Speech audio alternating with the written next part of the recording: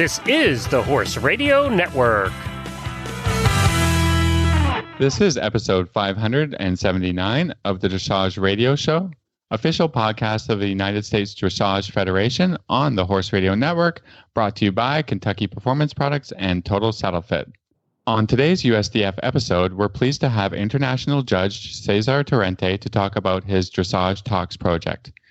Karen Isberg comes on and talks about equine probiotics. After that, we're highlighting one of our favorite listeners, Ruth McCormick, who just got her USDF silver medal. Then Cesar returns for a judge's tip.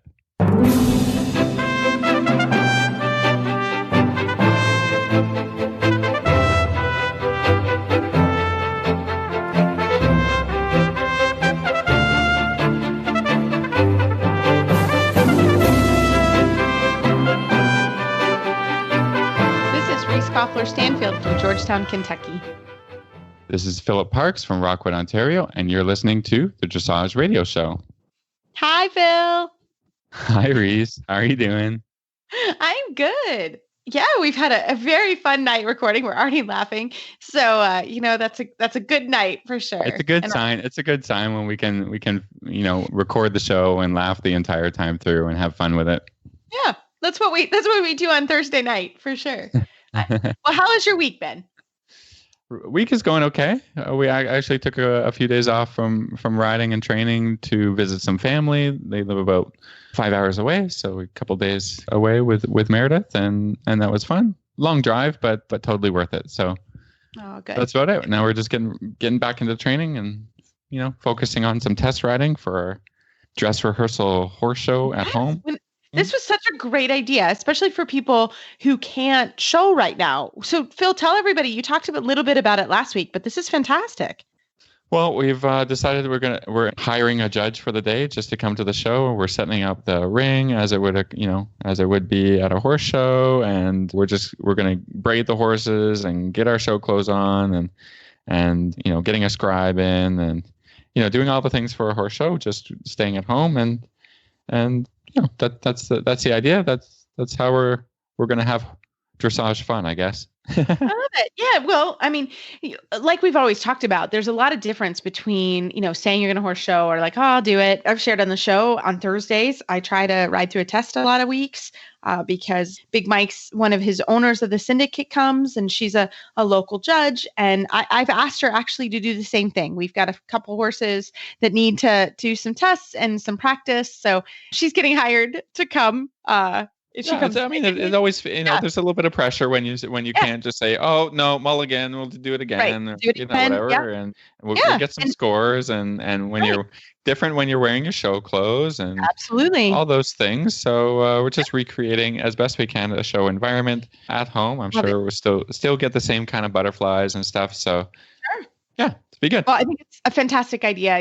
We may, like I said, we've been talking about kind of the same idea. We've had some shows now cancel here at the Kentucky Horse Park. So when it's a little bit like we have a couple fall shows, so questionable if they're going to happen. So, it'll be interesting to see, but, again, I completely agree and know where you're coming from and love it. And also still the idea a little bit. So if anybody does this, let us know, take some pictures. Phil and I always love that. But we've got just a great show tonight. We're going to kind of get right to it. I am also the same. I don't have a lot of news here, just been plugging away. I had vacation last week, so got to come back, and that was great. I took a couple days off and read some books and hung out with my niece and nephew a little bit, and it was awesome. So I'm kind of the same, kind of getting back at it. People are getting ready for school here on all levels. I'm getting ready to teach my university class. So I'm doing that online. So it's a little bit different for me, but it's all good. So I'm spending more time now in my office than I ever have before in a long time, but that's okay. It's work in my chair, but no, it's been good. And I have to be honest, we had Emily on the show, and I did my first personal training with Emily the other day. We did it in my arena. It was great. Okay. I'm not really comfortable going to the gym right now, but we socially distanced and had a session in the arena. I have a space that's matted and flat. So it was fun. So it was kind of fun to get back at that as well. So working on the fitness too. So I love it. Well, we're going to get into our show. We've got some great ideas for everybody that's at home or wants some more free information about dressage, because we love that. So right after this commercial break from the United States Dressage Federation, we're going to come back with International Judge Cesar Torrente on a fantastic program he's produced. Founded in 1973, the United States Dressage Federation has become the largest organization to represent a single Olympic equestrian discipline. At nearly 30,000 members strong, USDF is your connection to dressage education, competition, and achievement. Visit USDF.org to learn more about USDF education, competition and award programs, and to shop our online store. Again, that's USDF.org, your online destination for dressage. Well, tonight, I am so excited to have and honored to have Cesar Torrente. He's a lawyer, international dressage judge, and clinician on the show. Cesar, welcome. Thank you very much for having me. I'm honored to be in your program. Well, we have been honestly watching. You've been doing some amazing things during the pandemic, and you've been leading dressage talks, and you've had Jamie and Tina Irwin, Laura Graves, Hilda Gurney, the list goes on. And we just really wanted to share what you're doing, but also share your story here on our program. Okay, very good. Well, can you tell us a little bit more about yourself and how you started riding? Well, I wrote since I was very little, but I started riding dressage when I was 12. And when I was 14, I competed at my first dressage show. At that time in Colombia, not many kids rode dressage, so the judges were like, what is this kid doing here? And they couldn't understand, and I was very serious about it.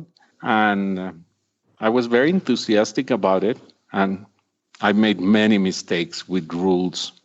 And I got eliminated for not wearing gloves, and I got eliminated for not doing proper things in the warm-up. So I decided I wanted to learn the rules very well. So I remember I took my first judges clinic when I was like 16 with some very important European judges.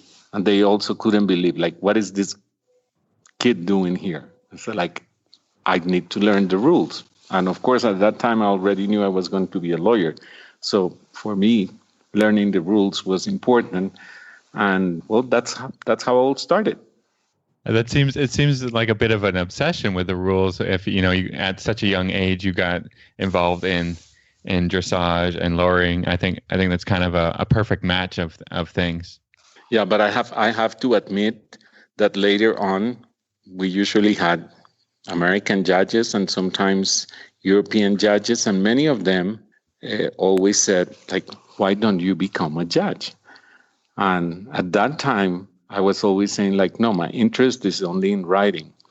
But I help and I judge many national shows in Colombia. And only like 10 years ago, I decided to go for the FEI level. So I've been an FEI judge like for the past 8 or 9 years, something like that. Wow. And for riders who want to go on that path, can you explain what that means to become an FEI level judge? Okay. So if you want to judge a CDI, an international dressage competition, first you have to be a national judge. Then you have to prove that you have ridden at least the St. George level. Then your national federation has to put your name forward to the FEI. Then you have to take some seminars. And I started as a 2-star judge. Judges in dressage internationally go from 2-star to 5-star. 5 stars being the most important, the ones that judge the Olympics and the World Equestrian Games and, important competitions like that. Since in Colombia, we do not have a national judges program like you have in the US, so we have to start with 2 stars. And my first course, I had to fly all the way to Korea to take my first seminar with exam. So that's how it started. Wow. And it's taking you all over the world, right? I mean, yes. it really, you judge all over the world. Yes. Fortunately, yes. I have to say I'm more active in the US and in Canada than in Europe.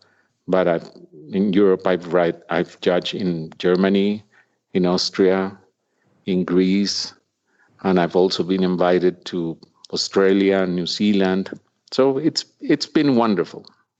Now, are you still an active rider and training horses and competing yourself? Well, I decided I had to quit 4 years ago because there could be some conflicts of interest. Like, let's say if you're qualifying for the Pan Am Games, or you have a horse that is competing at the level where you would qualify for the St. George for the Pan Am Games, then that would be a conflict of interest, and I was not allowed to judge in the Americas, so including South America, Central, and North America. So 4 years ago, I decided that I could not compete anymore internationally, and from that moment on, I have committed more to judging and training than to riding. And also, I became older, so I'm going to be 60 years old this year, the coming month. And I think there's a time for everything.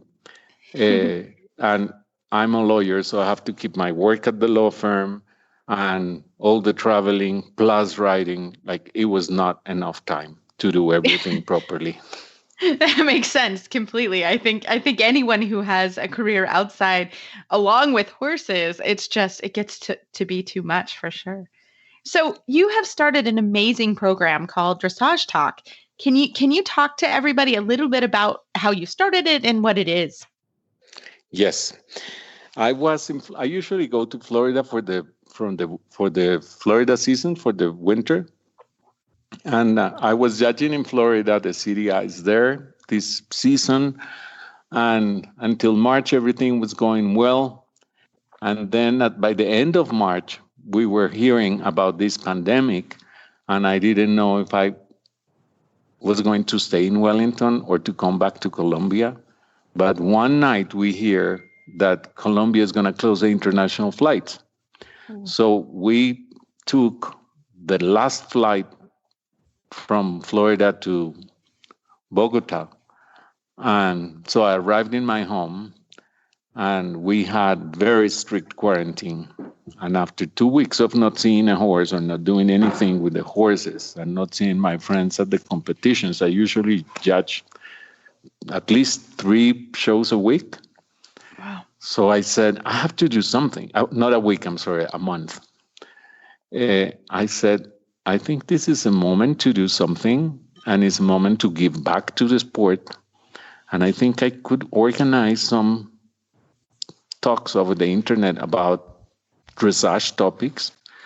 And I was thinking from the beginning, not only to have my colleagues, judges, but also to have riders and to have trainers and to have stewards. So that's how I started.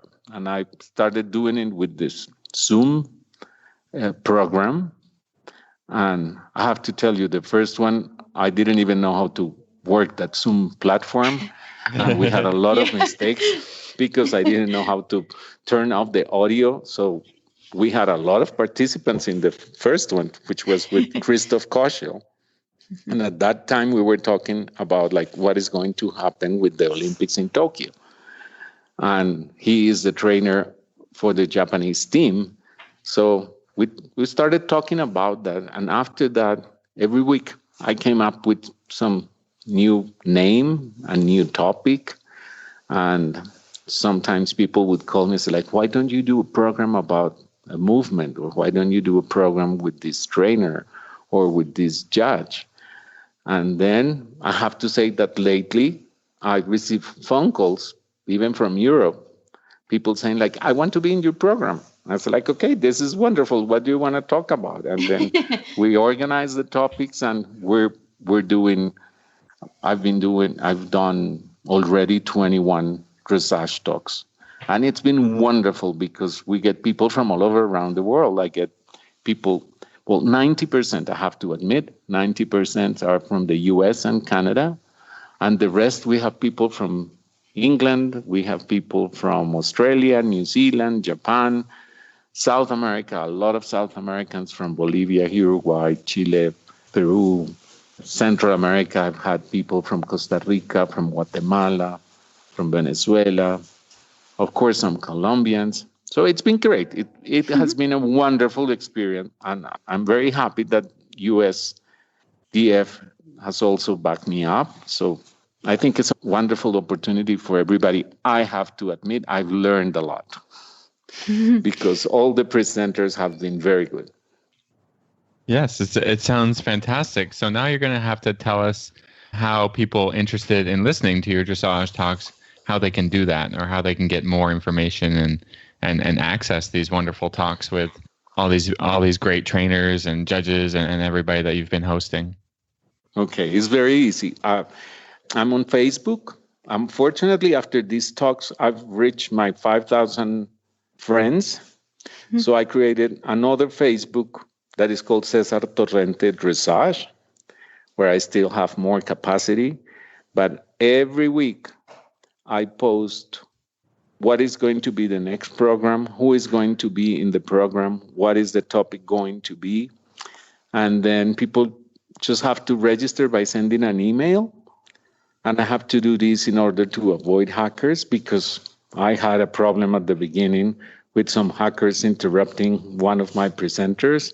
So, but it's for free. All you have to do is send an email for each of the dressage talks. I have to change it every week for the same reason, to avoid hackers. But it's very easy. All you have to do is send me an email, and then I'll send you the link to access it.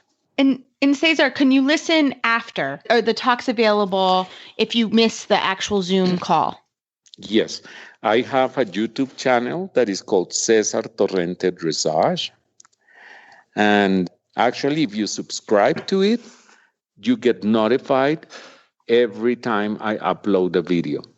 And if you go there, all the talks are uploaded there and you can watch them there.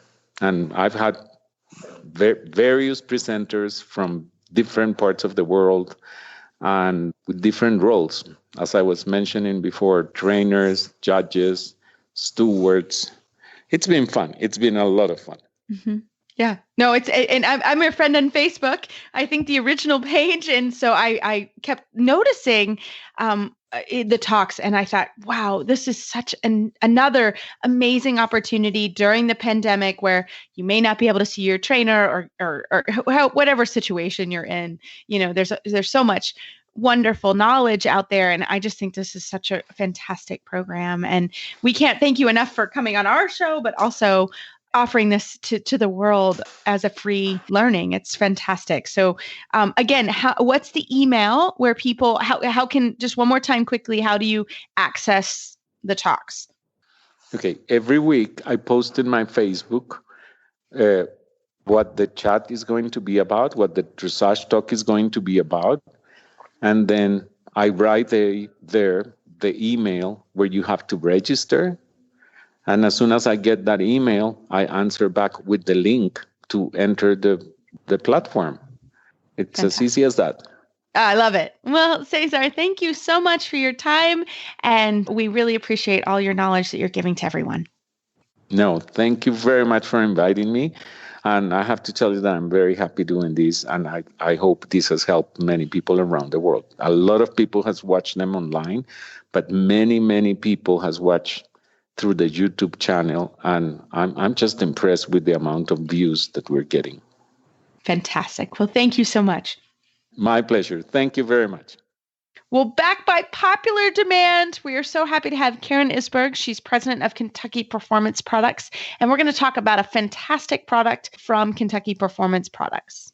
Well, tonight I am so very excited to have back from sabbatical, Karen Isberg, president of Kentucky Performance Products. And we're thrilled to have her back. Hi, Karen. Hi, everybody. How are you? It seems like it's been forever. You know what? It's been since March, which I know. It's been a long time. It's been a long time. And you know, it's like, wow. I think there's been a time warp, hasn't there? I feel like we just were in Florida and now it's August. Yeah, it's been strange. You would think that time would go slower with all this that's going on, but I find that the weeks are going much faster. Yes. I don't know why, but it feels to me like time is going much faster.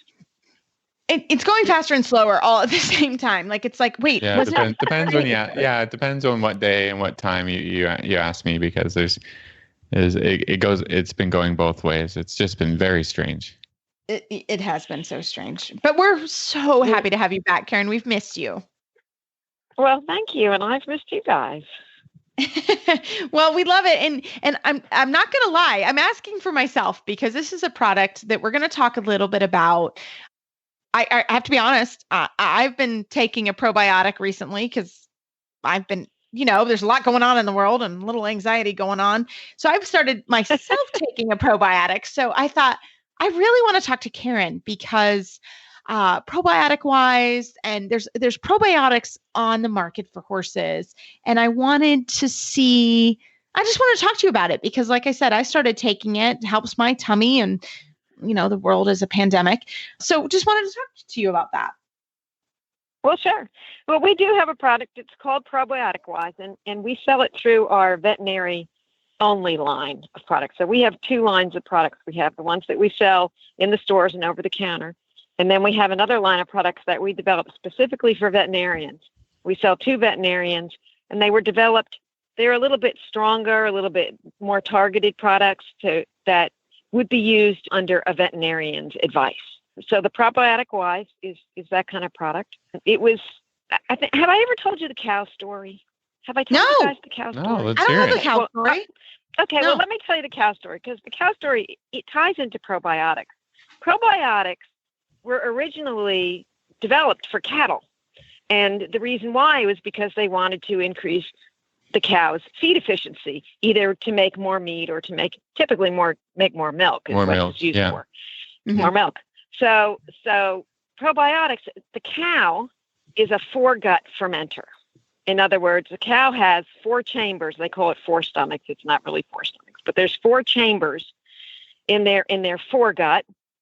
And after they eat, their food goes down into these chambers. And the very last chamber is the stomach. But the 3 previous chambers is where they do all their fermenting. That's where the bugs live. That's where they break down all their fiber. So when you give a cow a probiotic, it goes right into that fermentation vat, right to those bugs. It imparts all kinds of great things to the cow. And then when the cow has broken down all that fiber and gotten all the good stuff out of it, goes into their stomach and then rest the way out. Horses are hindgut fermenters, which means the fermentation goes on behind the stomach. So everything the horse eats has to go through the stomach first, and then it gets into the fermentation vat where all the fiber and everything is broken down. So a probiotic works very differently in a cow than it does in a horse, because in a horse it has to go through that acidic environment first.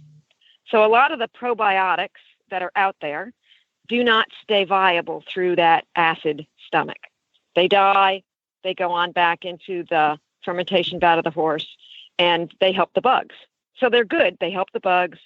They help the microbiome stay balanced and healthy. But they don't really impart any kind of positive nutrients to the horse itself, to the horse's tissues, except for one called Saccharomyces boulardii. And that's the probiotic that's in Probiotic Wise. So Saccharomyces boulardii stays viable through the stomach acids in the horse and as it's transiting through the digestive tract, it's giving off all kinds of nutrients that help the horse's tissues itself. And then when it gets back into that big fermentation vat of the horse, it helps the bugs. And that's what makes this product different than just about every other product on the market right now. And that's why you see the differences you see in it. That's my cow story. I love it. That's interesting. I love that. It's really interesting. Yeah. So, I mean, so basically, more or less, a lot of products is just being fed right through your horse. It's not helping. Well, they pretty much they die in the stomach environment, in that gastric environment, and they go through, and they're good for the microbiome because they're basically bug food. It feeds the bugs and it keeps the microbiome healthy. And they're actually called prebiotics. So when they don't stay viable, I was going to ask you about the difference between. So tell us about what's the difference between a prebiotic and a probiotic. So a probiotic stays viable through the entire digestive tract, and a prebiotic is not. viable through the track. So it's dead, so to speak. I mean, that's kind of a general word, and so it does, like I said, it does help the bugs, but it doesn't help the horse's tissues, whereas a probiotic will help the tissues as well as. So it will be absorbed at some point during the digestive It's not really process? absorbed, but what it does is it releases different ingredients. They're not really ingredients. It releases different nutrients as it transits through the pathway. It helps decrease inflammation in the horse, so it helps healing. It impacts the cells so that they heal faster. It also impacts how well a horse digests starches and sugars. So it just keeps all those tissues healthier so that they work kind of at their optimal level. How do you know if your horse needs them? Like, how do you know? Like, well, different horses. So what we use them for, one thing that we've learned in the last few years, and there's a lot of talk about this in human medicine, is that the gut has a huge influence on your immune system. So if a horse's gut is really healthy, then their immune system is really healthy. If a horse's gut is not healthy, then their immune system is not healthy. So sometimes you'll just see a horse that's kind of immune compromised. It's just getting every bug that comes along. It's doing very well. And when you start feeding them a probiotic like this, that makes their digestive tract healthier, and all of a sudden their immune system becomes a whole lot more robust and better. So you could feed it to a horse that just isn't doing very well. You can feed it to a horse. This was specifically developed for horses that have diarrhea, because it really clears up the diarrhea. And it doesn't matter what's causing the diarrhea, it will help the diarrhea. So this particular product, probiotic-wise, also has something called fermentation metabolites in it. And that's things you've all heard of, MOS, mononucleosaccharides. That's a yeast that attaches to the pathogenic bacteria that are in the gut and sweeps them out. So it helps balance the gut that way. So this product, it captures and sweeps out the pathogenic bacteria. It supports the healing and maintains the healthy gut tissues like we talked about, and it sustains a robust microbiome. So it's kind of like 3 products in one. So if you have a horse that has a occasional colic from gas, it will help. If they have acute or chronic diarrhea, it will help. Foal scours, and any horse that's going through a change, or you're shipping them far, or they're moving to another barn, any kind of immune stress, this product will help that horse. Yeah, we've had great luck putting horses. It does, and we've had some great luck. Again, I'm very blessed because I can call Karen and be like, what you think? But we've had very good luck with this product, and because we have horses moving around and we have all kinds of things going on. It's not luck; it's research. It's not luck. Yeah, there you go. There's been very good research. and no, it's true. Really, I mean, just more and more, I'm in awe of the knowledge that Karen has in her head, and we keep trying to coax it out every month. I know. Well, that's why I really wanted to talk about this product, because I can't remember if we've talked about it or not, but we have been using it recently a lot, and I've had really good luck with, the horses are looking great, and, horses that maybe had, maybe a little something going on. And of course I speak with Karen, and Karen's amazing. Not just me. She'll talk with anybody, about their questions. And that's the best thing about KPP, but Karen's been great to help us, and we've had good luck with this product. So, Karen, if other people have questions, not just me, about probiotic wise or any of the other products that KPP produces, how can they find you? They can find me in a multitude of different ways. We're on Instagram now, so I hope everybody goes out and follows us on Instagram. Yeah. I think you can just search Kentucky Performance Products or KPP USA and we'll pop up. You can go to our Facebook page. People private message me on the Facebook page all the time with questions. We have email address info@kppusa.com. You can send questions there. They'll come to me, or you can just call our office, 859-873-2974. Well, Karen, we can't thank you enough for coming on. We've missed you, and this is just another great product that I hope everybody can check out, and I think it will help your horse a lot. Well, you can find more information about it on kppvet.com. So if you want to go look it up online, that's where you can go. And talk to your vet and Karen as well. So thank you, Karen. And we look forward to another segment. All right, you guys take it. Be careful and stay healthy. Well, I am not going to lie to everybody. I have been looking forward to this interview all week. Ruth McCormick is a friend of the show. She's been our listener, I think, from the beginning. God love her. And she received her silver medal over the weekend. And I saw that Facebook post and had a little tear in my eye, and I really mean it. Ruth, welcome to the show. Thank you for inviting me. Well, it's true. We have seen you in Las Vegas, in Omaha, and Tryon. We get to see you on the cruise. On the cruise. I didn't go on the cruise. Yeah. Yes, but I really, truly, this was amazing. I am so proud of you. So tell us a little bit about yourself and your horse and how you got to this point. This is pretty cool.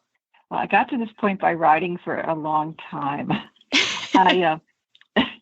A couple of people may know this who are listening, but I really only started riding when I just about was turning 40. And I went down to our local barn and took some lessons and gravitated toward, quote, dressage, end quote, really early, which, is just really good walk, trot, and canter and transition. So that took me a long, long time. And over the years, I worked with a trainer several times a week. So I've been pretty lucky. I've had a horse I think of myself as a late in life horse owner, but I've actually had a horse for over 25 years and have, had an OTTB. I've had a 4-year-old warm blood, which was, if anybody wants to discuss that, if you're like a green amateur, you could always reach out to me. It was not a good idea. I lived through it, but it was, I was scared to ride him after I came off him, and it was just set me back a while. Anyway, and then I had a Frisian app. And then I have my warm blood mare, who's now 23, Joy, and my 13-year-old Benji. So it was a long progression. I think everybody out there, especially like auditors on the Facebook page, I know we all struggle with riding better. So that's kind of my history. And Reese is going to ask me at some point. So I'll just lay out that I'm 69. So I was not going to ask that. It's taken me. You asked me last time. Oh, we did. But anyway. So anyway, the last time I was on, you did. But anyway, so it's been a long journey, and it's been a lot of work, and it's really cool to know I qualified for a silver medal. I'll just say that. Yeah, that's fantastic. No, it's true. It's really a journey, and I think that's what's interesting about the whole process is it really is a journey, and you have to sort of to get a silver medal. And we had talked about a little bit before we got on the show, like, what does it mean to get a silver medal, and how did you do it? Because a lot of people say they want a silver medal, but to actually take the steps to get a silver medal is a totally different ballgame. So can you tell people how you got from, of course it is. Yeah, like how did you do it? Because it's not easy. Well, what you need to qualify is 2 scores. As an amateur, you need a 60. As a professional, I think you need a 63. I'm not sure I remember the difference. But anyway, and you need 2 scores at 4th level and 2 scores at Pre-St. George. And all the bronze, silver, and gold are, relatively similar in what they need. But of course, the USDF rules apply. They issue the medals. And I was telling Reese, I really never really set out saying I want to. Well, in the back of my mind, I knew that if I kept working at it, I would get close to my silver medal, because I now had my 23. My mare doesn't really go well in a snaffle, and for whatever reason, and so I did not show at 1st and 2nd level. I did show her at 3rd.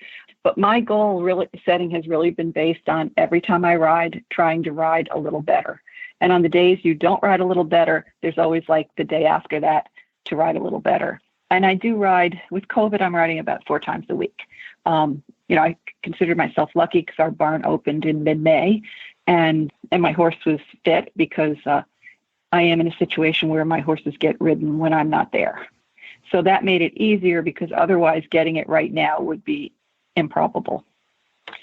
But not putting the work in toward getting it there, trying to stay reasonably fit. And ride as well as you can at every opportunity. So I'm always learning. I never mind when I have a lesson that just works on like throughness and straightness and all of that stuff. So, I am committed to trying to ride in harmony with my horses. And so I feel like I just got there step by step by riding a little better. I do have my younger horse is one who has not been campaigned a lot, but has done a couple Pre-St. George horse tests with professionals. Like he was for sale before I bought him, and they took him to a show, and and he did better than I do on him. So I was joked that I'm holding him back, but he doesn't care. He gets fed, he gets loved, and all those other things that horses want. So anyway, so I really have gotten there little by little by little. And I would say that to whether you're training level or no matter what level you are, it's really about trying each time to be a little better at something, be it there are so many body parts to try to manage. Yes. Yes. Well, I think that, I think that our sport is one of dedication and attrition, because it's hard. It's really hard to do well as a youngster, because the teenagers it is boring, and then when you finally have the capacity for the focus and the daily training, it's almost like your body doesn't want to go along daily with that idea. So either your brain's a little bit too young or your body's a little bit too old, and somewhere in the middle I think you can find the perfect match for this sport. But it doesn't happen in leaps and bounds, and it doesn't matter who you are or how many horses you ride every day. They each have to get a little bit better every day, and you have to be a little bit satisfied with that. Like if you go out one year and you're scoring 65 at third level, for instance, you should, if you can go out the next year and score 68 at third level, that's pretty darn good. You know what I mean about that? And it's it's really really hard to increase your scores by a lot unless you're going to spend a lot of years doing it, or getting up through the levels, unless you're going to just really dedicate yourself to being focused. And like you said, there's so many things to try to do well. You just spend lifetimes doing it. I know there's a saying that it takes 2 lifetimes to learn how to ride dressage well. So, most of us are just working on our first one. That's all we can do. That's all we can do. Well, and Phil, you recently said, this is pretty much a quote, just because you buy a Pre-St. George horse doesn't mean you can ride Pre-St. George. Yes. And, that's the other thing. Your horse will, in a way, kind of sink down to your, not entire, but to kind of to your level, in terms of you have to be able to really, ask the horse to do what you want. And truthfully, my horse is a pretty darn good amateur horse. And of course, amateur, I've decided I don't like that word, not the word, but the, describing a horse, but truthfully, it is true because he's pretty calm. He's got a little spook, but not very much, but it literally, I bought him just about 3 years ago. And I feel like it took a lot of that time to just really get comfortable on him. We would have great rides and I'd have a little setback where it's like, oh no, what's he going to do? And then of course, if I got focused on what's he going to do, that just gives him an excuse to, and he doesn't do anything really bad. I mean, he's really a good boy, but it's such a journey, like having your mind in the right place. I just got the brain training book I'm going to read. And it's awesome. It is great. Awesome. Yeah, it's a great book.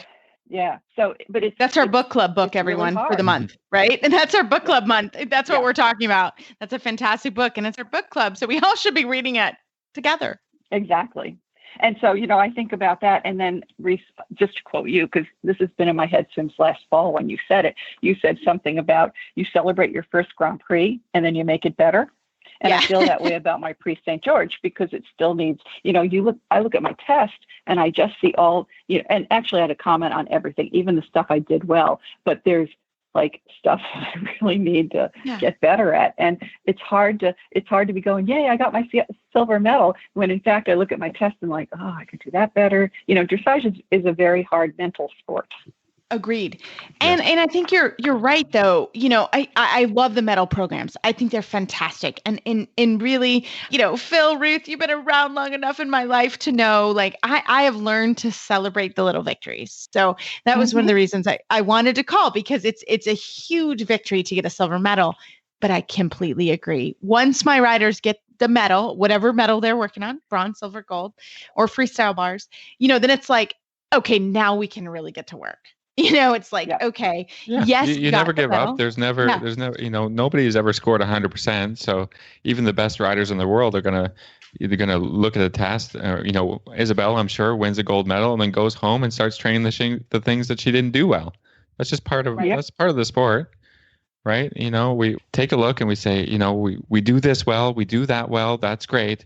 Where can we pick up a few more points or a few more half points? They all count, and that's the personal struggle, and why we are so obsessed with this sport is not about the competition, but about striving to improve. Right. Because perfect's not possible.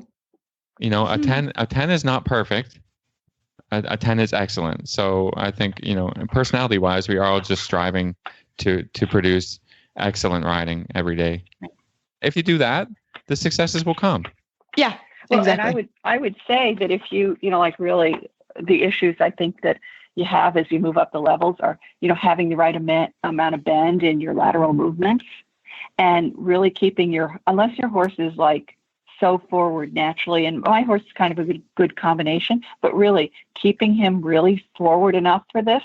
I look at my tests, when somebody videos them, and I'm like, oh, you really lost the you really lost the opportunity to go more forward, in it, because I think Andrea calls it lizard brain. I always thought I didn't get nervous, but in fact, I don't get nervous. Like, I don't want to throw up, like some people get nervous in all different ways, but I realize that it doesn't mean that my brain functions great. It's still in show mode, and it's still a little bit like, not so clear as it needs to be. So all that's it's just a work in progress, because it has occurred to me that I have a good chance of being able to move toward my gold medal. I don't know how old I'll be, because it's not imminent, but all of a sudden it's like, wow, it's a possibility. If I keep it up, I think I can get, because my horse can, I have a horse who can do it. He can do most of it. It doesn't mean he can do it all, like put together neatly in a test. But that is motivational, but it's not about the medal. It's really about trying to ride better every day. The journey. Well, Ruth, again, congratulations, high five, all the things. We're so proud of you. And thank you for being such a great supporter of our show and all our listeners. And we want to have you back on, girl, for the gold medal. Just saying. Okay, well, that means that you're signing up for more than another 3 months or so, I know. Well, I'm still on for 3 months. Have to stay around. I'm going to stay around for a little bit, more 3 months. Yeah. Well, it was everybody. That's an inside joke. Nice. It is about how long they said they'd do the show originally. It's going to take a while, trust me. Yeah. But I was really honored that you reached out and wanted to speak with me. So thank you both. Well, congratulations. Much. We're so proud of you, and thanks for being a huge supporter of the radio show. We like to celebrate successes along the way. So congratulations. And we like that you sent us email. You're one of our emailers. We love emails. We love getting your emails, and sometimes they're updates. Yeah. Love it. It's awesome. We love it. We love our community, and we're so proud of you. So keep it up, girl. I know. We're going to stand up for another 3 months just for your gold medal. Okay. Talk to you soon, Ruth. So congratulations. Alrighty. Well, Phil, I'm not going to lie. We have a new friend around here, and it's our postman, and he delivered us. It's true. It's a joke around here, because we're like, oh, he's back. Today he complimented Sarah on one of her horses on how nice he was. So it's a joke that, because the postman's here every day. And the other day, couldn't have been happier when he delivered some stability stirrup leathers. We had a horse. He came in for training, and the owner said, I really need some new stirrup leathers. And I said, oh, I know exactly the kind you should get. And but that's how much we love these stirrups. I'm slowly, every saddle, I only have one left that needs these stirrups and stirrup leathers in my barn, because we love them that much. Everybody's getting converted. I have the same thing with my clients. Not everybody jumped on the train right away, but as saddles and leathers get used, and sometimes they wear out, and when people are asking for advice, or do you know any good ones or whatever, it's always the products from Total Saddle Fit. Yep. They're great. They're great quality, and the price point you can't beat. So why not? Yeah, exactly. Exactly. So if you have any questions about the stirrups or about any of the products that Total Saddle Fit has, check out totalsaddlefit.com. Justin over there is fantastic. He can answer all your questions. And we truly, truly cannot recommend these stirrup leathers enough. So thanks, Justin, for all you do for the show. And we hope you guys enjoy. Well, we have a fantastic tip, judge's tip. We were able to have Cesar Torrente. He stayed on the program today and gave us a great tip. And we hope you enjoy this Total Saddle Fit tip of the week.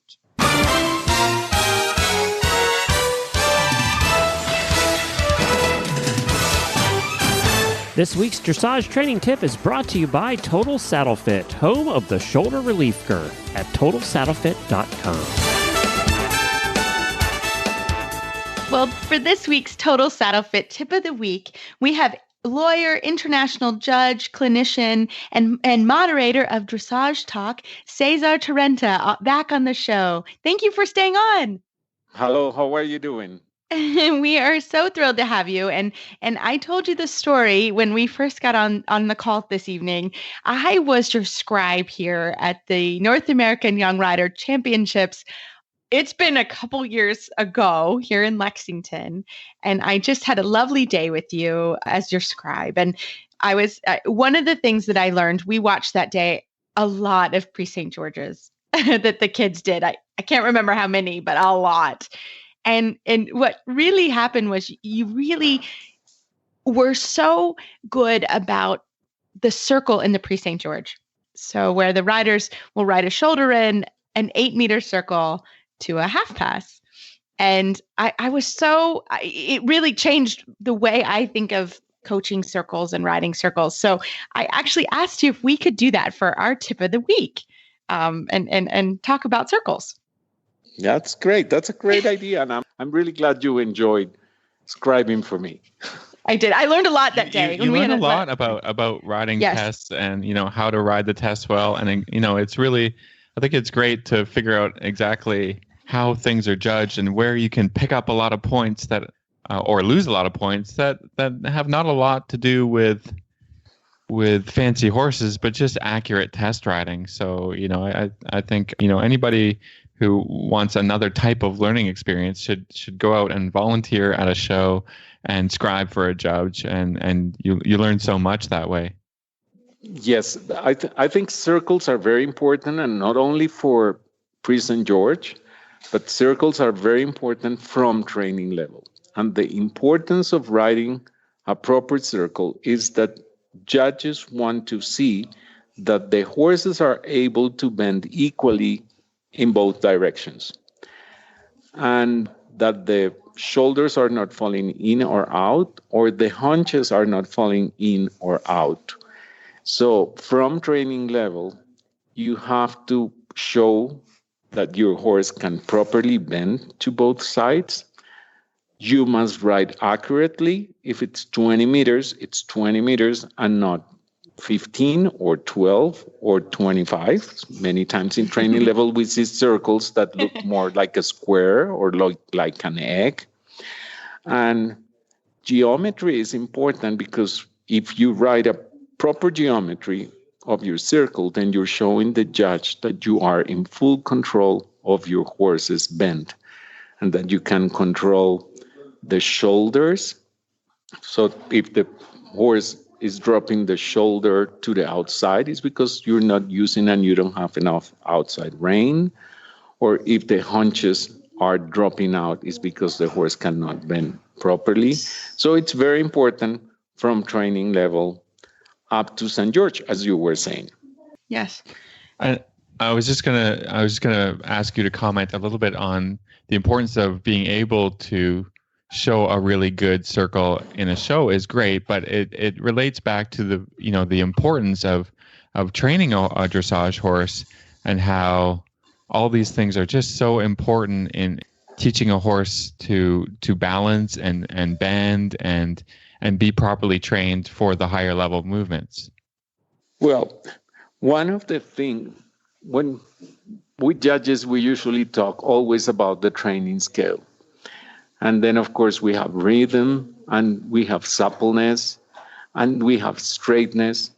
And then when you ride a circle, if your horse is not supple enough, and if the horse is not straight enough, and when we say straight, doesn't mean only straight, but he can properly bend to both sides. So if during the circle the horse cannot bend, he's not supple enough, you don't have control of your shoulders and your haunches, and then, of course, you cannot get higher marks. And then this also would affect, in the lower levels, the collective marks. It would affect effect of the aids, and it would also affect submission. So I think it's very important, and many people, throw away points in circles just but not writing them properly. Sometimes because they're not paying attention, and sometimes because they just cannot properly bend the horse. But it's very important, and you can get a lot of points if you do it properly, but you can also throw away points if you don't ride them carefully. And that was so evident the day that we rode together, that I described with you, and I was with you for the day, because we had a lot of young riders, some of which had some amazing horses, and some riders had some normal horses. And that was what you really stressed with as we were going through the day, was this was a place that it didn't matter how fancy your horse was. If your geometry was correct and your bend was correct, you saw the riders sometimes on the big horses not paying attention to that. So I thought that was really interesting, as that was a place where you could really gain points, but you could really lose points as well, right? Yes. And you see, we have circles, different sizes, from training level up to intermediate 1. So you really have to ride the size that is prescribed in the test, not make it smaller, not make it larger. And that shows to the judge that you are in full control of your horse, that you have a good connection, that your horse can properly bend, and that he can keep the rhythm. Sometimes you see a lot of pulling on the inside rein, so the neck is bent more than the rest of the body of the horse. We want to see a uniform bend from poll to tail, with the horse bending around the inside leg of the rider. So it's very important. And you see, this is connected with corners as well, because actually a corner is a quarter of a circle. So I always stress, not only to the riders, that it's not only important to ride proper circles, but to ride proper corners. If you ride a proper corner, let's say for the St. George, before you're going to start your shouldering, then the shouldering will work well if you did a good corner. And from your shouldering, if your shouldering is correct, that's the same bend that you will maintain in the circle. And if you prepare out of the circle to your half pass, then you will get higher marks, showing that the horse can properly bend around your inside leg.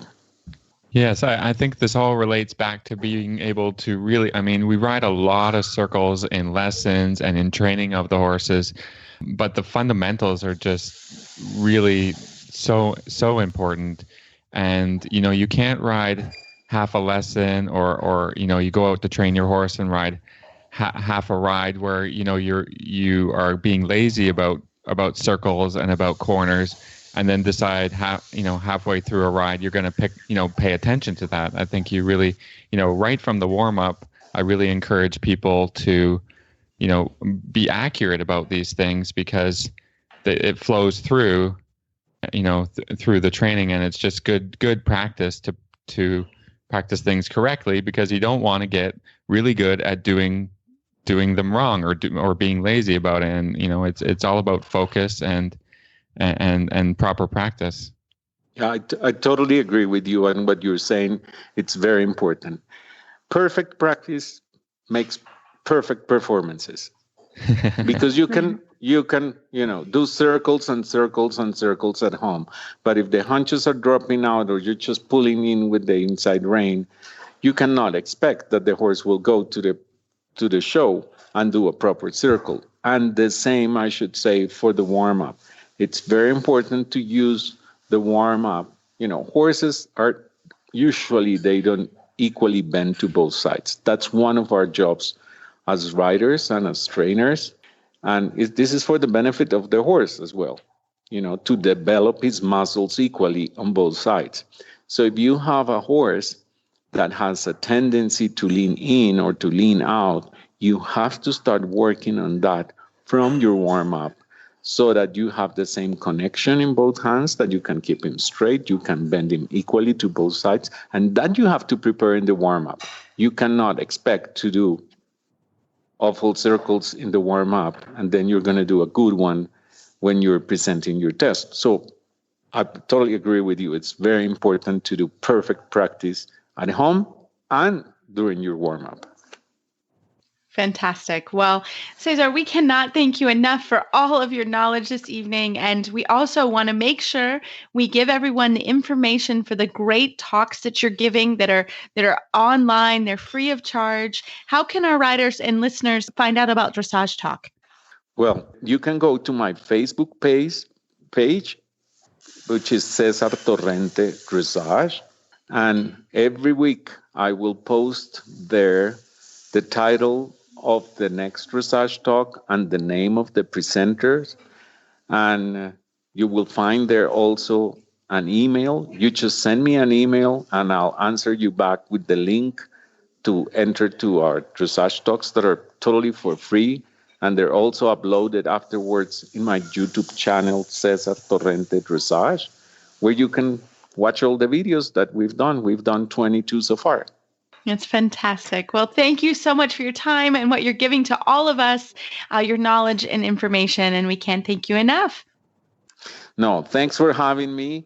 I really appreciate your invitation, and good luck with your program. Thank you. Well, we were really serious today. We were so thrilled to see longtime listener and friend of the show, Ruth McCormick, get her silver medal. Please, if you also hit a milestone and you're a listener of the show, or we have somehow helped in any way, send us an email or Facebook shout out. We're always watching and we love to celebrate success. That's one of my favorite things to do along this journey that we're all on together. So please, please, please send us any emails or Facebook, and we'd love to. We'll shout out for you here on the show, and we love that. So congratulations again to Ruth and anyone else who's gotten some medals recently. The United States Dressage Federation is your connection to dressage education, competition, and achievement. Visit USDF.org for more information. That's www.usdf.org, the online destination for dressage. You can find our show notes and links to today's guests on our website, dressageradio.com. Like us on Facebook, just search Dressage Radio Show. Follow us on Twitter at Horse Radio. My website is maplecrestfarmky.com. You can find me on Facebook under my name, Reese Koffler Stanfield, or my email is reese@horseradionetwork.com. I think the best way to find me is through Facebook, or my email is philip@horseradionetwork.com. I'd like to thank our sponsors for allowing us to put on a good show. And don't forget to check out all the other shows on the Horse Radio Network at horseradionetwork.com. Everybody, keep your heels down, your shoulders back, and stay well. And we look forward to talking with you next week.